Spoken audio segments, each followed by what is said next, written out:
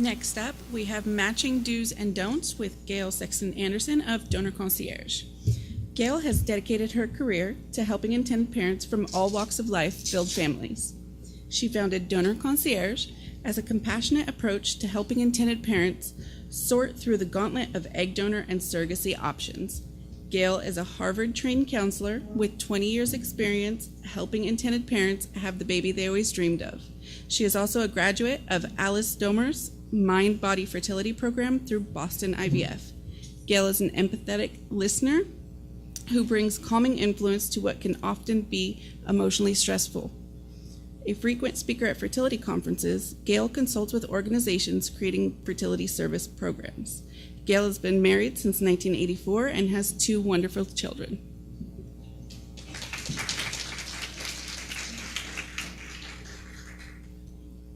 Thank you.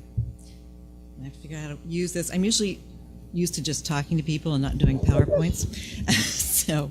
So my topic is the do's and don'ts of surrogacy, and you could probably write a book on the do's and don'ts of surrogacy.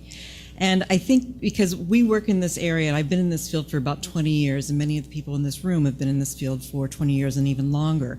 So for all of us, it's commonplace at what we do and this world that we work in. But for many people who are just entering into it, it's a very Orwellian space, and it's something that you often just don't know what you don't know, and it can be very overwhelming. And sometimes when intended parents are thinking about, what they should look for when it comes to a surrogate, they may have some very idealistic ideas, or they also may have some very sort of, almost the angel devil idea of what a surrogate should be. They may think that she needs to be perfect and be the yoga teacher and all of these various things, or they may think, oh, she's just in it for the money. And neither one is really going to be true. There's a balance between both. Certainly they're not demonized and they're not perfect either, but it's a balancing act. So what really comes first? And I think the first thing that you need to think about is how to use this thing. Wait a minute. There we go. First thing is that you really need to start at the very beginning with your clinic. And most of you who are probably going to be going through this already may have a clinic, though if you're a same-sex couple, you may not necessarily. You've probably never been to a gynecologist. But so you got to think about that. So when you're choosing a clinic, you want to make sure you choose a clinic that has a lot of experience with working with surrogate cases. And you want to talk to them and also find out, do they have a lot of experience working with, who you are? Do they have a lot of experience working with a same-sex couple? Do they have a lot of experience working with, if you're a single person going through this process? You want to make sure that, that they understand that they've had good success. And when I say, choose something that a team that has a team approach, the reason I say that is certainly there are some amazing clinics out there, but you want to have a clinic when you go in, you want to make sure they know your story, that they know who you are, and you can feel like they understand what's going on. Also, in terms of the don'ts, you don't want to choose a clinic just because they happen to be next door, or they happen to be next door to where your surrogate is. Surrogates can travel. So you want to make sure that you're choosing your clinic by someone who has had really good success rates and that they can help you to achieve your goal. So what to look for when it comes to a surrogate? You want to make sure that there are now ASRM guidelines for what to look for in a surrogate, and that a lot of the guidelines are really very common sense sort of topics, such as you want to make sure, of course, that the woman has had children before and that she hasn't had too many children. So usually the recommended number is no more than, say, having had 5 births. Generally speaking, the ASRM guidelines are that they would like to see no more than 3 C-sections. We tend to err on the side of 2. Many clinics would prefer to only see 2. Our uteruses really were not meant to be kind of cut and opened over and over again. So there's stress factors that you don't want to have any problems that could arise with that. Also, you want to make sure that when you're choosing your surrogate, it's someone that you can have really good rapport with, that you can have a good communication with. You are building a relationship. She may not be, sort of like your yoga teacher, someone who you is your best friend, but you want to have someone that you feel really comfortable talking to. Also, you want to make sure that they are not on public assistance. You want to make sure that they are doing this for Women who choose to be surrogates do this for a heart reason. This is something that they have thought long and hard about, and they want to do this journey. And they're choosing you as much as you're choosing them. But you also want to make sure that they're not doing it for the wrong reasons, because maybe they are under a financial difficulty and feel like this would be a way out of that. And if they're on public assistance, you're not necessarily doing them a favor, because they could lose that assistance and they may really need that. You also want to make sure that they have a really good support system, whether that woman is, a married woman or just in a, has family and friends nearby. You don't want someone who is sort of doing this in a vacuum and doesn't have others around her that can help her out when she needs help, maybe with her children or to go to appointments, that type of thing. And you also, and of course, make sure that someone doesn't have any issues in terms of psychological problems or anxiety, or had postpartum depression, or has never had a child, because obviously you would not want her to, you don't know how she's going to react to a pregnancy. Let's see. So don't be unrealistic in terms of your expectations of your surrogate. Or try to micromanage. I often talk to intended parents who say that, I know I keep coming to the yoga teacher, but a lot of people tell me that. They're like, we'd really love someone who eats organic and does yoga and all of this sort of thing. And it's sort of like, that would be lovely.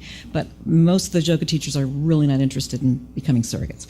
So it's sort of, what you find is you find women who are just, wonderful, good hearts, terrific people, but don't expect them to be perfect. So make sure that they have a good, healthy BMI. Most doctors are going to want something under 30, 32, possibly. It's always going to depend on the individual, and every surrogate's going to need to be evaluated by your physician, and each physician has their own idea of what they feel is the optimum BMI. And many of them may say 30 or under, some say 27 and under. It just depends on your physician and what they feel like has been most successful for them.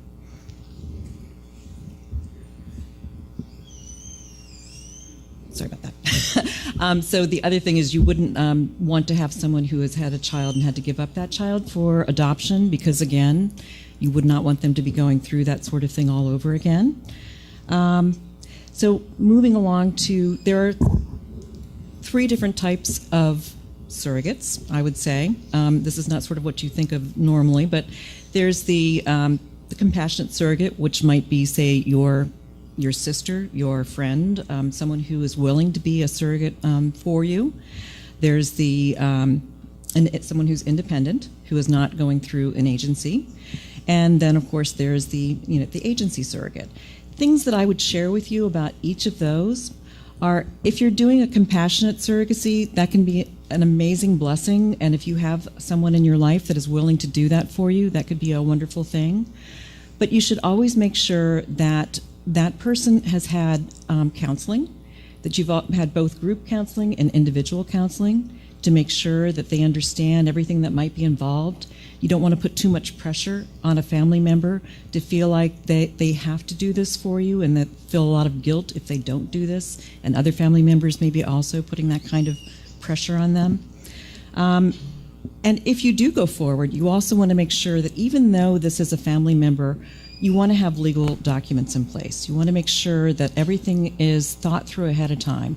There are a lot of different things that can occur that you hope will never occur in terms of negative outcomes, but it's best to think through those things in advance and put all of those things into your contracts, so that if it does occur, you know how to handle those situations when they come up. If you're doing an independent journey, sometimes an independent journey can be a good thing, but as we've talked about a little bit earlier, it can also be a red flag. If someone's going independent, it may be that they were rejected by agencies, and there are things that maybe they're not being upfront about. So if you did go through an independent journey, again, you want to make sure that that person is completely psychologically screened, that you do all of the legal screening, and of course, all of medical screening that would be required as well. I tend to favor an agency situation, because with an agency, the agency really is looking out for everyone who's involved. They're doing all the vetting. They're gathering all the medical records. They're making sure that things happen. As you know, they know what to look for, where if you're doing it on your own, it's really hard to think through every eventuality, and they've done this hundreds of times, thousands of times sometimes. So they're much more prepared for doing this than if you're trying to do it on your own. And I already talked about that. So,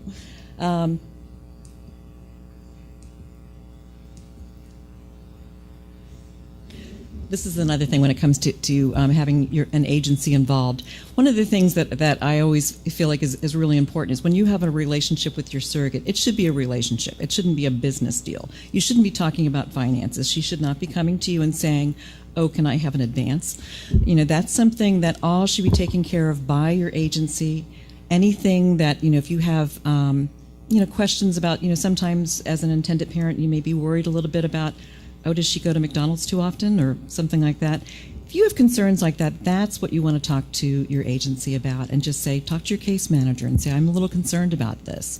And usually they can handle that either, directly with your surrogate, or when they're having a support group, it can be brought up where your surrogate doesn't feel like she's being put on the spot, but it can still be addressed. In fact, support groups often are a very good way to handle that sort of thing, because the other surrogates are often the ones that are going to say, oh, you can't do that. So those are things that are kind of important to think about.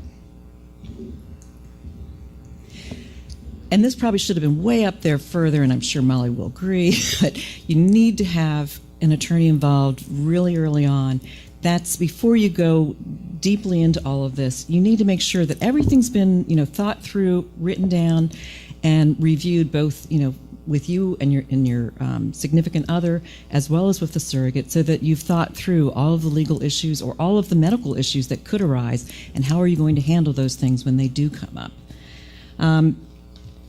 Other things I'd like to just say, is that it is a relationship. When you're going into this, you have to have a certain amount of trust. You have to trust your gut.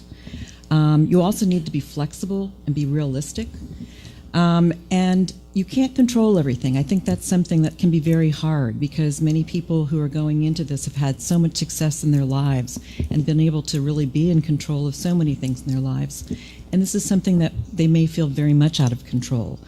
And we can't control every element of this. And we have to sometimes take a leap of faith and just trust that the professionals that we're working with really do know what they're doing and will help you.